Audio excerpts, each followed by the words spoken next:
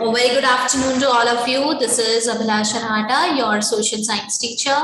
So, class, today we all are going to continue our chapter number 3 of your history. The name of your chapter is Ruling the Countryside.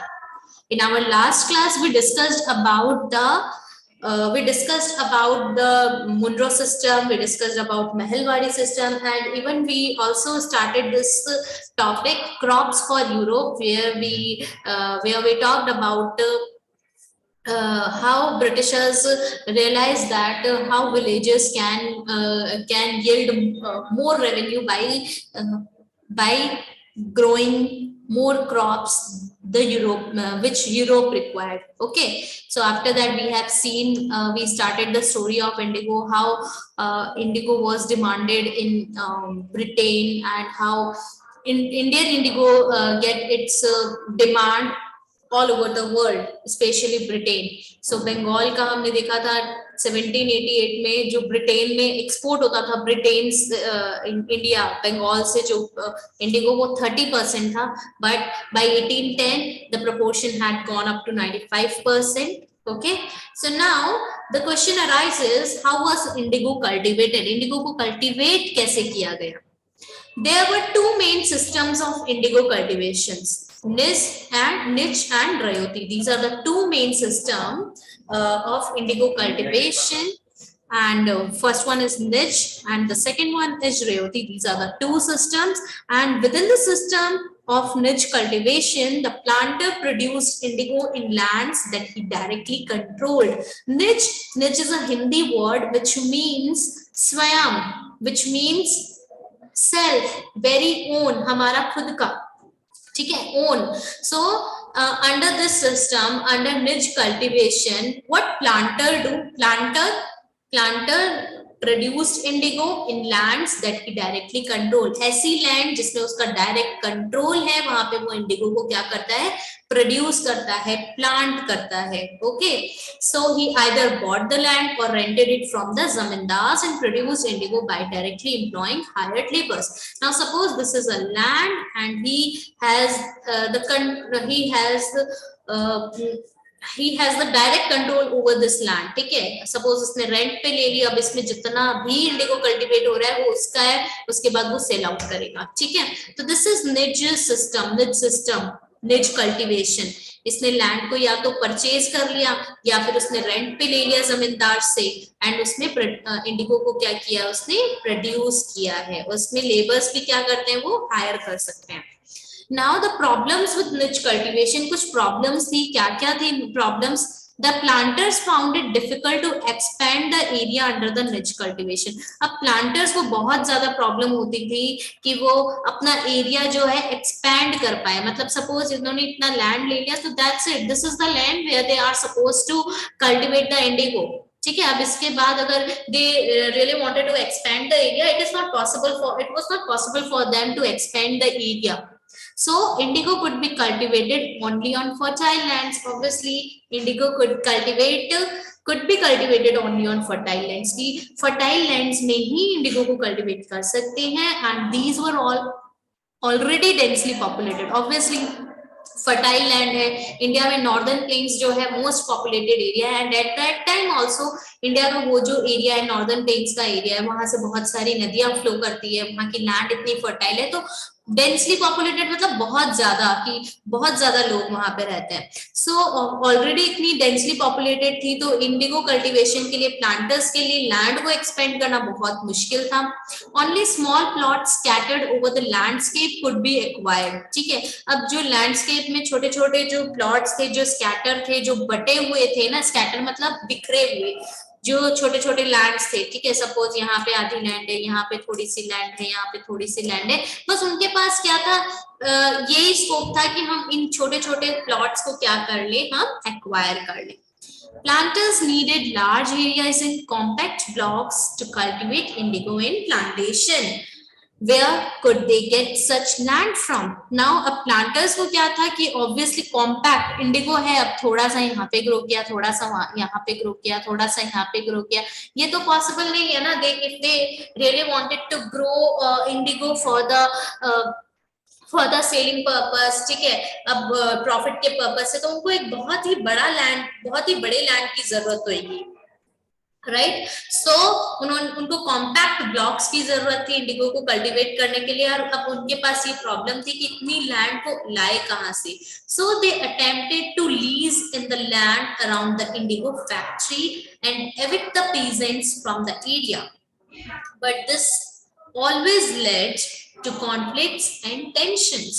So उन्होंने क्या किया, lease, what is the meaning of lease? Lease means rent, to take, rent पे लेना। Rent पे लेने के लिए मतलब एक तो होता है, मैम आप बोलोगे रेंट का मतलब, लीज का मतलब तो एक ही है।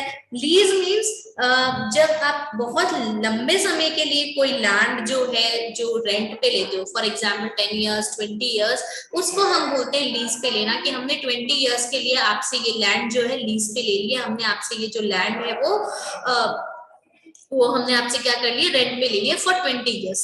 अब हमारा हक है यहाँ पे 20 years तक। तो दे क्या करते थे, वो ट्राई करते थे कि जहां पे भी इंडिगो फैक्ट्री है ना, वहां पे वो लैंड जो है लीज पे लेने की कोशिश करते थे। दे एविक्ट, एविक्ट मतलब कोई पर्सन जिस जो काफी लंबे टाइम से उस लैंड में रह रहा है, और उसके घर से जब उसको निकाल दिया जाता है या उस लैंड से उसको निकाल दिया जाता है, उसको हम एविक्ट बोलते हैं। तो दे पीजेंट्स को वो क्या कर रहे थे, एविक्ट कर रहे थे, उन्हीं की लैंड से निकाल रहे थे। But this always led to conflicts and tensions. Obviously उनको अगर अपने घर से निकालेंगे तो वो लोग प्रोटेस्ट करेंगे, तो काफी टेंशंस रहते थे, काफी लड़ाइयां होती थी, काफी कॉन्फ्लिक्ट्स रहता था।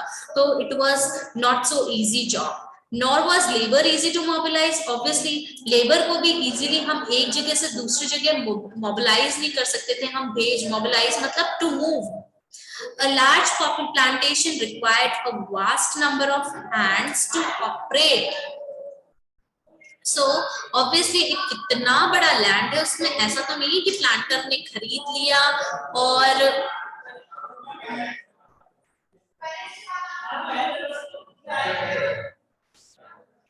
इतना बड़ा लैंड है, और इस लैंड में ऐसा तो नहीं है कि एक सिंगल प्लांटर क्या करेगा, इसको अकेले कल्टीवेट करेगा, नहीं, उसे लेबर्स की भी जरूरत होगी। तो इतने सारे जो लेबर्स हैं उनको भी लेकर आना, ऑपरेट करना, वो भी इजी टास्क नहीं था। And labour was needed precisely at a time when peasants were usually busy with their rice cultivation. Obviously Indigo cultivation और राइस कल्टीवेशन एक सेम पीरियड में ही हो रहा है, तो उस टाइम पे लेबर्स को भी लेकर आना इंडिगो कल्टीवेशन के लिए बहुत ही मुश्किल था, क्योंकि उस टाइम पे जो पेजेंट्स थे वो कहाँ पे बिजी रहते थे, वो राइस कल्टीवेशन में बिजी रहते थे। सो निच cultivation on a large scale also required many plows and bullocks। ठीक है, एट दैट टाइम ऐसा तो नहीं था, मशीनरी थी तो हार्वेस्टर यूज कर लिया, थ्रेशर यूज कर लिया, नो, ऐसा भी नहीं था। सो निच कल्टीवेशन में क्या होता था, बहुत सारे प्लग्स की जरूरत होती थी, बहुत सारे बुलॉक्स की जरूरत होती थी। 1 bigha, bigha means a unit of measurement of land. ठीक है, ब्रिटिश जब एक एरिया होता है, मेजरमेंट ऑफ लैंड होता है, आपने सुना होगा आपने अपने पेरेंट्स के मुंह से, या कभी आसपास की 1 बीघा जमीन है, 100 बीघा जमीन है, तो it is a unit of measurement of land. ठीक है, और ये बंगाल में ब्रिटिशर्स जब आए थे ना, ब्रिटिश रूल से पहले ये एक स्टैंडर्डाइज यूनिट था, bigha. So 1 bigha of indigo cultivation required 2 plough. 1 bigha में 2 प्लग की, 2 हल की जरूरत होती थी। This mean that a planter with 1000 bighas would need 2000 ploughs. अब जिसके पास 1000 बीघा जमीन है उसको तो 2000 प्लग्स की जरूरत है। सो investing on purchase and maintenance of plugs was a big problem. Nor could supplies be easily got from the peasants, since their plugs and bullocks were busy on their rice fields again, exactly at the time that the indigo planters needed them. अब plugs की और इतने invest करना plugs में, bullocks में, ये भी उसको परचेज करना, मेंटेन करना भी, उनमें उनमें इन्वेस्ट करना भी एक प्रॉब्लम थी। तो और उस टाइम पे उनको पीजेंट से भी सप्लाई नहीं मिल सकती थी, तो क्योंकि पीजेंट्स भी उस टाइम पे राइस कल्टीवेशन में, राइस फील्ड में बिजी थे, तो इंडिगो प्लांटर्स को भी उसी टाइम में प्लग्स की जरूरत होती थी। So till the late 18th century planters were therefore reluctant to expand the area under niche cultivation. Less than 25% of the land producing indigo was under the system. The rest was under an alternative mode of cultivation, the Rayoti system. So till less than 25%, niche cultivation से only 25% जो land थी, sorry, less than 25% of the land producing indigo was under this system. The rest was under an alternative mode of cultivation, that is Rayoti system. उस time पे 25% से भी कम percent land जो 25% से भी कम जो लैंड है वो निज कल्टीवेशन में थी, जिसमें प्लांटर्स क्या कर रहे थे, वो इंडिगो को कल्टीवेट कर रहे थे, प्रोड्यूस कर रहे थे प्लांटर्स। बट और रेस्ट जो थे रयोतवाड़ी सिस्टम में था, कि रयोती सिस्टम चल रहा था। रयोत कौन होते हैं? कल्टीवेटर होते हैं। वो अपनी लैंड में खुद से क्या करते हैं, वही उस लैंड के मालिक होते हैं, वही क्या करते हैं, अपने खाने पीने के लिए या जितना सफिशिएंट हो सकता है उतनी कल्टीवेशन करते हैं। Okay, so now indigo on the lands of ryots. Indigo on the lands of ryots. Now अब ब्रिटिशर्स को क्या है, ऑब्वियसली प्लांटर्स को रयोत की लैंड में क्या करना है कि वहां पे ग्रो करवाना है indigo. So under the ryoti system the planters force the ryot to sign a contract an agreement, जिसको सट्टा भी बोला जाता है। At times they pressurise the village headman to sign the contract on behalf of the ryots. Those who signed the contract got cash advances from the planters at low rates of interest to produce indigo. But the loan committed the Rayot to cultivating indigo on at least 25% of the area under his holding. The planter provided the seed and the drill, while the cultivators prepared the soil, sowed the seed, and looked after the crop. अब ये निच cultivation तो बहुत बड़ी problem थी, तो निच cultivation में तो ज्यादा कुछ हो नहीं रहा था, तो उन्होंने कहा कि अब रयोती सिस्टम में ही क्या करते हैं, हम इंडिगो ग्रो करवाते हैं। तो रयोती सिस्टम में क्या हुआ, जो प्लांटर्स थे वो रयोत को कॉन्ट्रैक्ट साइन करने के लिए, अग्रीमेंट साइन करने के लिए प्रेशराइज किया करते थे, फोर्स किया करते थे। इवन समटाइम्स वो विलेज हेडमैन को थ्रेट करते थे, और विलेज हेडमैन क्या करवाते थे, उनके बिहाफ पे, रयोत के बिहाफ पे कॉन्ट्रैक्ट साइन कर देते थे। और जो भी कॉन्ट्रैक्ट साइन करते थे ना, उनको वो क्या करते थे, वो पैसे एडवांस में कैश दिया करते थे, और प्लांटर बहुत ही लो रेट ऑफ इंटरेस्ट में क्या किया करते थे, वो उनको लोन दिया करते थे, उनको इंडिगो के सीड्स प्रोवाइड करवाया करते थे। और ये जो लोन था ना, उनको वो लोन तो प्रोवाइड करवा देते थे, बट उनकी एक शर्त थी। वो बोलते थे कि जो हम लोन तो दे देंगे, बहुत ही कम रेट ऑफ इंटरेस्ट में देंगे, बट जो 25% आपका एरिया है ना, उसकी होल्डिंग, सपोज 100 बीघा जमीन है, तो 100 बीघा में से 25 बीघा जमीन का जितना भी कल्टीवेशन है, 25 बीघा जमीन का वो हमारा होगा। उसके अलावा भी उनको लोन भी चुकाना पड़ता था। तो जो प्लांटर था वो सीड प्रोवाइड करवा देता था, ड्रिल प्रोवाइड करवा देता था, बट कल्टीवेटर सॉइल को प्रिपेयर करना, उसको सीड्स को सो करना, और क्रॉप्स की देखभाल करना, ये सारा काम प्लांटर का होता था। Now just look at this figure, workers harvesting indigo in early 19th century, Bengal, from Closworthy Grant, Rural Life in Bengal, 1860. In India, the indigo plant was cut mostly by men. तो यहाँ पे एक work बताया भी जा रहा है कि जो काम किया करते थे, मैस्कुलिन वर्क, फेमिनिन वर्क के बारे में भी यहाँ पे बताया जा रहा है। तो जो भी वर्कर्स हैं, ये इस पिक्चर में दिखाया जा रहा है कि वर्कर्स जो है, इंडिगो की क्रॉप जब प्रॉपरली ग्रो हो जाती है, तो उसके बाद वर्कर्स कैसे इंडिगो की प्लांट को हार्वेस्ट कर रहे हैं। 19th सेंचुरी की बात है, ठीक है। और नॉर्मली जो इंडिगो की क्रॉप्स को हार्वेस्टिंग का काम जो है वो मेन का हुआ करता था।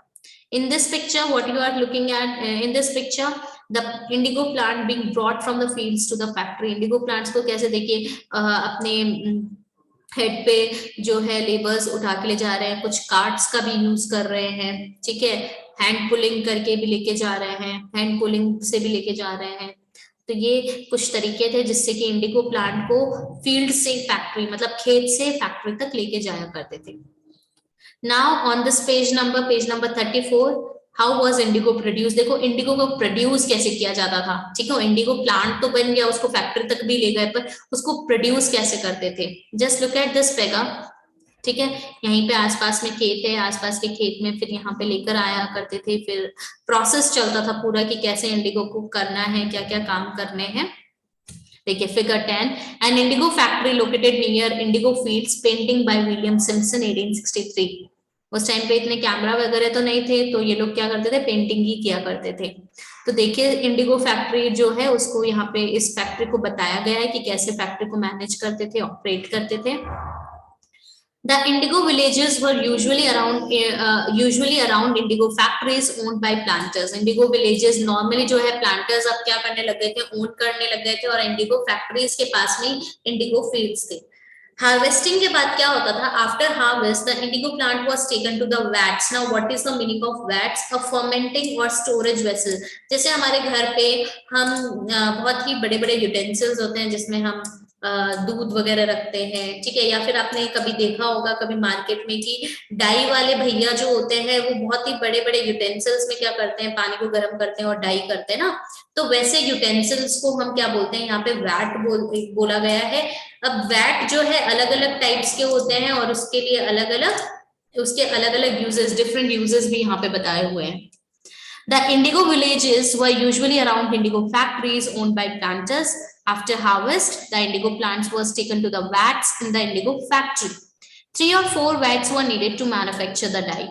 3 to 4 types के vats की जरूरत होती थी dye को manufacture करने के लिए। Each vat had a separate function, obviously. The leaves stripped off the indigo plant were first soaked in warm water in a vat known as fermenting or steeper vat for several hours.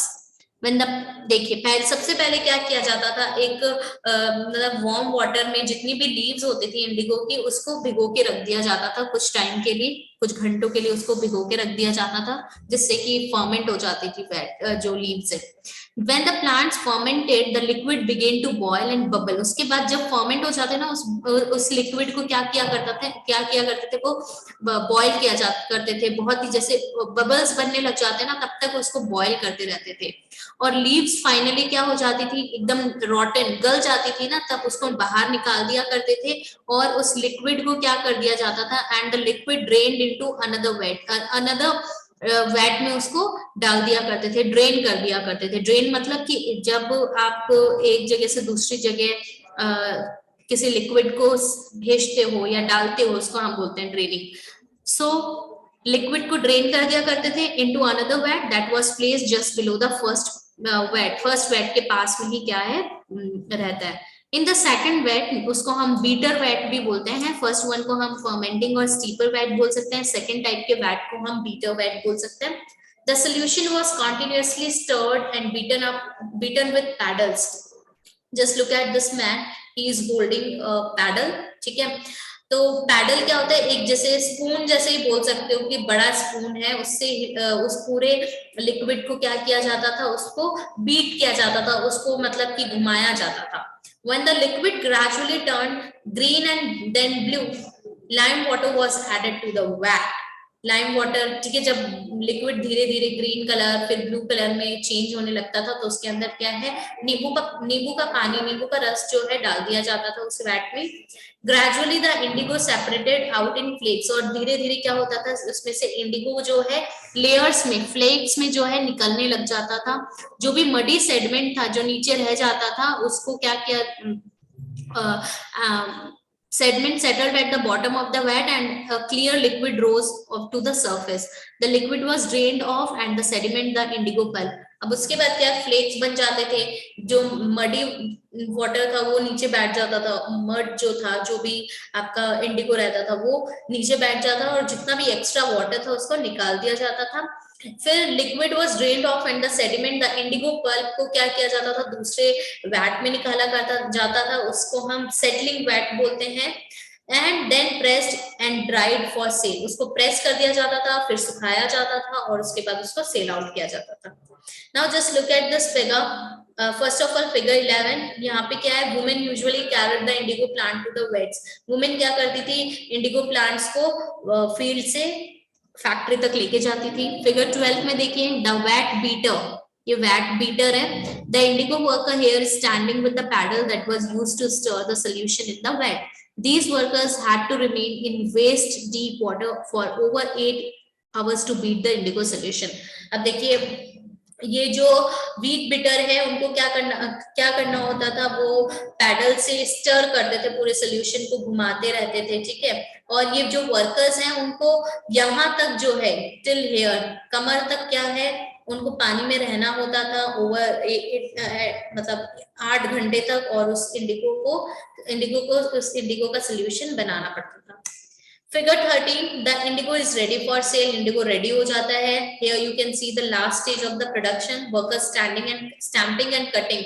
Stamping मतलब कि mould में डाल दिया, उसको क्या कर रहे हैं, उसको प्रेस कर रहे हैं, that is known as stamping. उसके बाद उसको कट कर रहे हैं, ड्राई करते हैं, फिर उसको कट करते हैं, और फिर इंडिगो पल्प को प्रेस करके मोल्ड करके क्या करते हैं वो वर्कर्स, उसको ड्राई होने के लिए लेकर जाते हैं। तो this is the whole process of indigo की कैसे इंडिगो प्रोड्यूस किया जाता है, ठीक है। When the crop was delivered to the planter after the harvest, a new loan was given to the rep. फिर ये पूरा एक वाइसियस सर्कल आप बोल दीजिए चलता रहता था। क्रॉप को जैसे ही डिलीवर कर दिया जाता था प्लांटर को, उसके बाद हार्वेस्टिंग के बाद फिर एक नया लोन आ जाता था रयोट के पास। ये जो साइकिल था चलती ही रहती थी। पीजेंट्स जो थी वो इनिशियली ऑब्वियसली उनको लोन्स मिलते थे, जल्दी जल्दी लोन मिल जाते थे, तो धीरे धीरे उनको क्या है पता चलने लग गया कि ये जो सिस्टम है बहुत ही हार्श है, बहुत ही डिप्रेस्ड सिस्टम है, बहुत ही ऑप्रेसिव सिस्टम है। जो प्राइस उनको मिल रही है इंडिगो के लिए वो बहुत ही कम है कंपेयर टू द लोन्स। जो लोन्स है हमें जिस रेट में लोन्स मिल रहे हैं उस लोन्स के कंपैरिजन में। There were other problems too. The planters usually insisted that indigo be cultivated on the best soils in which peasants prefer to cultivate rice. Indigo, moreover, had deepened roots and is exhausted the soil rapidly. After an indigo harvest, the land could not be sown with rice. अब क्या होता था कि एक problem और थी, एक तो लोन्स की प्रॉब्लम थी ही, अब दूसरी प्रॉब्लम क्या थी, प्लांटर्स क्या करते थे इंडिगो को जिस लैंड में राइस को कल्टीवेट करते थे ना उस लैंड में कल्टीवेट करने के लिए इंसिस्ट करते थे कि आप ज्यादा फर्टाइल लैंड या जिस लैंड में आप राइस कल्टीवेट कर रहे हो उस लैंड में करो क्योंकि उसमें इंडिगो अच्छा ग्रो करेगा। और इंडिगो की जो रूट्स होती है वो बहुत ही डीप रूटेड होती है, ठीक है। तो प्लगिंग के टाइम बहुत ज्यादा क्या होता है उसमें प्रॉब्लम आती है, और वो इतना डीप रूटेड फिर जो क्वालिटी है राइस की, अगर आफ्टर दैट अगर आप राइस ग्रो करना चाहो तो वो राइस उसमें ग्रो नहीं कर पाती है, ठीक है। तो ये भी एक बहुत बड़ी प्रॉब्लम थी। So now just these two, the Blue Rebellion, and after that this topic indigo making in the West Indies, these two topics are there. We will do it tomorrow, and after that we will finish this chapter, and after that we will start our new chapter. Okay, this is all about today class. So thank you so much. Bye bye, take care.